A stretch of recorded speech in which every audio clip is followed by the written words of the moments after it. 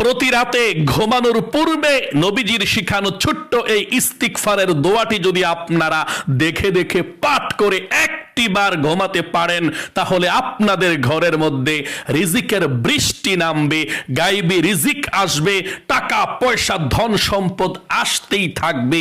অল্প দিনের মধ্যে আপনারা ধনী হয়ে যাবেন এবং সারাদিন যে গুনাহ করেছেন রাতের বেলা এই ইস্তিগফারের দোয়াটা দেখা দেখা পাঠ করে ঘুমাইলেই আল্লাহ সারাদিনের পাপগুলো গুনাহগুলোকে ক্ষমা করে দিবে এবং নিষ্পাপ হয়ে আপনি ঘুমাবেন। আল্লাহু আকবার। এবং যেই দোয়া করবেন সেই দোয়া আল্লাহ রাব্বুল আলামিন কবুল মঞ্জুর করবে, মনের আশা পূরণ করবে। তাহলে অবশ্যই আপনারা এই ভিডিওটা দেখে জানবেন এবং শিখবেন, এবং স্ক্যানের মধ্যে আমি সেই ইস্তিগফারের দোয়াটা দিয়ে দিচ্ছি।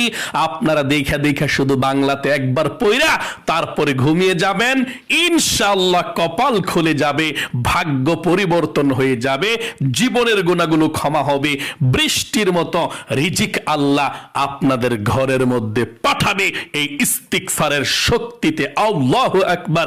নবীজি আরো বলেছেন এই ইস্তিগফারটি যদি আপনি পাঠ করে ঘুমাতে পারেন 17টি উপকার পাবেন। আল্লাহু আকবার। চলুন তাহলে আমি আপনাদেরকে বলে দিচ্ছি কোন ইস্তিগফারটা কিভাবে আপনারা কখন পাঠ করবেন। ওযু ছাড়াও আপনি কিন্তু এই ইস্তিগফারের দোয়াটা দেখা দেখা পাঠ করতে পারেন। চলুন আমি নিয়ম কানুনটা বলে দিচ্ছি। অনুরোধ করলাম, অনেক ভিডিওই তো দেখেন, গুনাহের কাজের মধ্যে লিপ্ত হয়ে যান। আমি বলবো আজকে আর অন্য ভিডিও দেখবেন না, এই ভিডিওটা মনোযোগ সহকারে দেখুন। জীবনের গুনাহগুলো ক্ষমা হওয়ার জন্য, আপনাদের পরিবার সংসারের মধ্যে প্রচুর ধন সম্পদ রিজিক আসার জন্য, আপনার ভাগ্যকে পরিবর্তন করার জন্য আমলটি শিখে রাখুন, কাজে লাগবে।